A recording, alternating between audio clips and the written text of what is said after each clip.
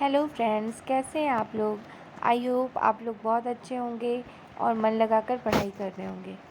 तो आज हम स्टार्ट करते हैं क्लास 7 का चैप्टर नंबर 8 है राशियों की तुलना, कंपेयरिंग क्वांटिटीज़। तो इसमें हमें ये एक जैसे कभी कभी बहुत कन्फ्यूजन हो जाता है कि 1 किलोमीटर में कितने मीटर होते हैं, 1 मीटर में कितने किलोमीटर होते हैं, मिलीलीटर होते हैं, ये सारी चीज़ों में। तो इसके लिए आपको एक फार्मूला याद करना पड़ेगा। King Harry died, mother did not cry much. King Harry died, mother did not cry much.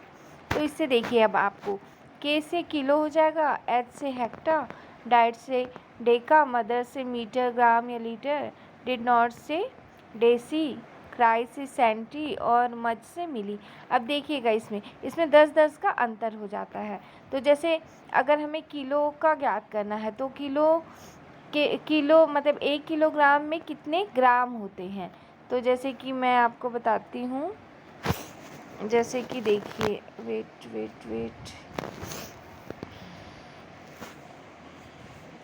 हाँ, जैसे कि देखिए अगर हमें पूछा कि 1 किलोग्राम में कितने ग्राम होते हैं, तो ग्राम यहाँ पे है, तो यहाँ पे 1 लिख लीजिए और इसके बाद 0 0 और ये 0 आ गया। जहाँ तक का पूछा है, जिसको पूछा है उसकी जगह 1 और जहाँ तक पूछा है उसकी जगह 0 0 लगा देंगे वहाँ तक। तो ये 3 0 लग गया, तो 1 किलोग्राम बराबर 1000 ग्राम आंसर आ गया। वैसे इसका अंतर 10-10 होता है, हम उस मेथड से भी देख लेते हैं। जैसे ये किलो मीटर या किलोग्राम कुछ भी कह सकते हैं, या किलो लीटर, जैसे कि अलग अलग है। तो इसमें देखिए जैसे कि इसमें 10-10 का अंतर होता है। अब हमें किलो मीटर से मीटर जानना है, मान लीजिए। तो ये 10-10 का है गैप, तो ये कितना हो जाएगा, 1-10, 2-10 और 3-10। ठीक है, इसको नहीं गिनेंगे। इसमें कितना अंतर आ रहा है, 1 2 और 3, तो 3-10 हो जाएगा। तो 10 दहम 100 और 100 दहम 1000, है ना। तो ऐसे 1 किलोग्राम बराबर 1000 ग्राम आ जाएगा आंसर। और अगर ऊपर से नीचे से ऊपर जाना है, जैसे मिलीलीटर से हमें सेंटीमीटर जाना है, तो मिलीलीटर से इसको भाग कर देंगे। 10-10 का अंतर है, तो 10 से 10 को भाग कर देंगे तो 1 आ जाएगा आंसर। ठीक है, तो इस प्रकार से आप इसको याद कर सकते हैं आसानी से। जैसे और देख लीजिए, मान लीजिए हमको मीटर, 1 मीटर में कितने सेंटीमीटर होते हैं। ठीक है, एक तो यहाँ 1 लगा दीजिए, सेंटी कहाँ है, यहाँ तक 0 आ जाएगा। तो 1 मीटर में 100 सेंटीमीटर होते हैं। ठीक है, अब 1 मीटर में कितने मिलीमीटर होते हैं, तो यहाँ 1 आ जाएगा, 1, यहाँ तक 0, 3 0। तो 1 मीटर में 1000 मिलीलीटर होते हैं, मिलीमीटर होते हैं। ठीक है, ऐसे कर सकते हैं आप आसानी से। अब देखिए, अब हमें कुछ और भी बातें जाननी है। जैसे कि देखते हैं, एक दिन में कितने घंटे होते हैं, सबको पता है 24 घंटे होते हैं। और एक दिन में 24 घंटे होते हैं। एक दिन में मतलब 1 घंटे में कितने मिनट हो जाएंगे, 60 मिनट, और 1 मिनट में 60 सेकंड हो जाता है। आगे देखते हैं हम, अब कुछ एग्जाम्पल से समझते हैं हम। जैसे कि मान लीजिए 10 पेन है ना, 10 पेन है, उसका मूल्य क्या है, 90 रुपये। तो हम 15 पेन का मूल्य कैसे निकालेंगे। तो इसमें देखिए ये क्या लिखा हुआ है, ये क्या दिया हुआ है, 10 पेन का मूल्य 90 रुपये है, तो 15 पेन का।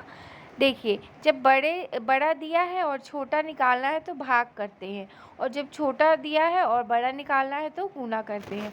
जैसे देखिए 10 पेन का मूल्य क्या है, 90, तो हमें एक पेन का मूल्य मतलब एक छोटा है, तो क्या हो जाएगा, 90 में से 10 का भाग हो जाएगा, बड़े से छोटा ज्ञात कर रहे हैं तो भाग हो जाएगा। तो फिर 15, अब एक पेन का पता चल गया 9 रुपये, तो 15 पेन का, अब एक से बड़ा है ना 15, तो गुना कर देंगे, 15 गुने 9 बराबर 135, इसका आंसर आ जाएगा।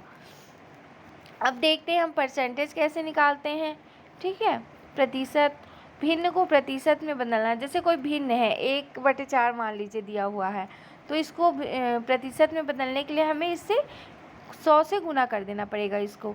तो ये क्या आ जाएगा 1/4 इंटू 100 है, तो 4 से ये डिवाइड हो जाएगा, 25 इसका आंसर आ जाएगा, 25%। भिन्न को प्रतिशत में बदलने के लिए 100 से गुना कर देंगे।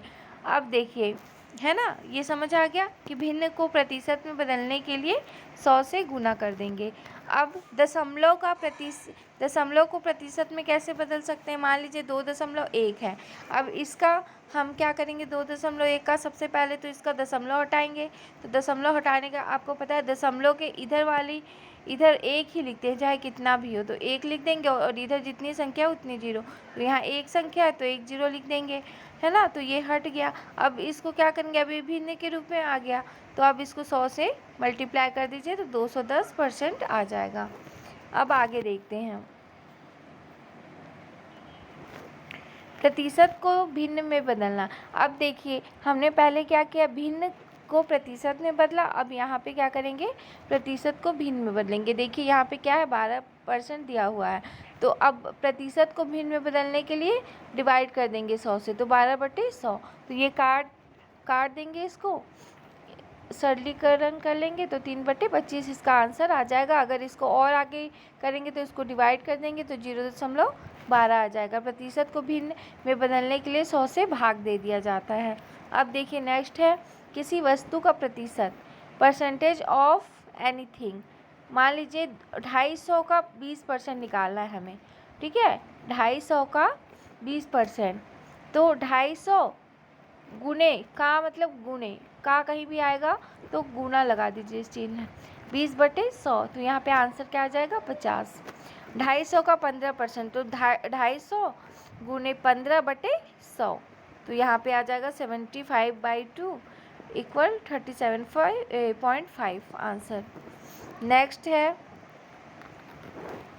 किसी नंबर का 5% 100 है। अब ये देखिए यहाँ पे कोई ऐसा, मतलब कोई संख्या है जिसका 5% 600 के बराबर है। तो मान लेते हैं वो नंबर क्या है, x है, तो x का 5%, तो x गुने 5/100 इक्वल 600, तो ये कट जाएगा, मतलब 5x, 100 इधर चल जाएगा, 600 गुने 100, तो ये फिर 5 यहाँ पे क्या है, डिवाइड में है, तो इधर आएगा तो मतलब यहाँ मल्टीप्लाई में है तो इधर आएगा तो डिवाइड में आ जाएगा, तो यहाँ पे इसको काट देंगे तो ये इतना आ जाएगा 12,000। अब अनुपात से प्रतिशत में कैसे बदलते हैं? मान लीजिए यहाँ 3:1 है, तो अब देखिए यहाँ पे अब एक बार तो 3 + 1, मतलब 3 को 1 से जोड़ेंगे तो क्या आएगा 4, तो एक बार तो 3/4 लिखेंगे और एक बार 1/4। तो अब इसको 3/4 को क्या करेंगे, हम गुना करेंगे 100 से, क्योंकि ये भिन्न आ गया, ठीक है, तो 3/4 को 100 से गुना करेंगे तो ये 75% आ गया। 1/4 को 100 से गुना करेंगे 25% आ जाएगा, ठीक है, समझ आ गया। नेक्स्ट है मूल्य। अब देखिए हम दुकान जाते हैं तो हमें ये कुछ सामान खरीदते हैं, है ना, या दुकान वाला बेचता है, तो वो आपको पता होना चाहिए कि उसे क्या कहते हैं। तो क्रय मूल्य क्या होता है, जिस वस्तु पर कोई वस्तु खरीदी जाती है। मान लो कोई दुकान वाला है, ठीक है, और वो कोई सामान खुद खरीद के लेके आया है, तो वो क्या हो जाएगा, क्रय मूल्य। जिस मूल्य पर कोई वस्तु खरीदी जाती है वह उसका क्रय मूल्य होता है, कॉस्ट प्राइस भी कह सकते हैं इसको इंग्लिश में। अब आगे देखते हैं विक्रय मूल्य। अब देखिए दुकान वाला सामान लाया था खरीद के, उसको क्रय मूल्य बोले। अब दुकान वाला क्या करेगा, उसको बेचेगा, तो उसको क्या कहेंगे, विक्रय मूल्य, सेलिंग प्राइस। जिस मूल्य पर कोई वस्तु बेची जाती है विक्रय मूल्य कहलाता है।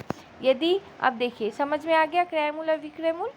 अब आगे देखते हैं, यदि क्रय मूल्य ज़्यादा है, अगर मान लीजिए वो खरीद के ज़्यादा रेट में लाया है और बेच कम में रहा है, तो क्या होता है, हानि। हालांकि ऐसा कोई करता नहीं है, पर इसमें ये ऐसा दिया हुआ है।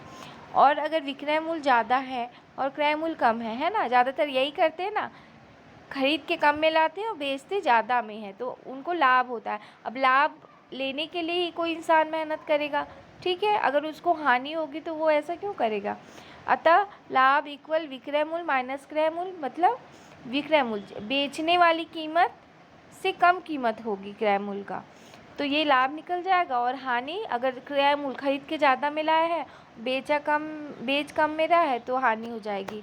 अब लाभ या हानि प्रतिशत में कैसे निकालते हैं? अब ये देखिए, लाभ प्रतिशत क्या होता है? लाभ बटे क्रय मूल्य इंटू 100। हानि का प्रतिशत हानि बटे क्रय मूल्य इंटू 100। अब मान लीजिए, अब देखिए, आप बैंक जाते हैं, बैंक में आपको लोन लेना है, ठीक है। अब लोन लेना है तो अब लोन आपको फ्री में तो देता नहीं है, बैंक वाला लोन देगा, है ना। फिर आपसे पूछेगा कि कितने साल के लिए लोन लेना है, कितने साल बाद आप चुकाओगे, तो उस हिसाब से वो देता है लोन। तो उसको क्या कहते हैं? उधार लिए गए धन पर शुल्क, अर्थात साधारण ब्याज, है ना। ब्याज लेता है, आपने सुना होगा। अब देखिए, मूलधन किसे कहते हैं? मूलधन, उधार लिए गए धन को मूलधन कहते हैं, है ना। जितना आप उधार, मान लीजिए आपको 1,000, मान लीजिए आपको 10,000 उधार लेना है बैंक से, तो उसको क्या कहेंगे? मूलधन कहेंगे, ठीक है। अब ब्याज, मूलधन को उपयोग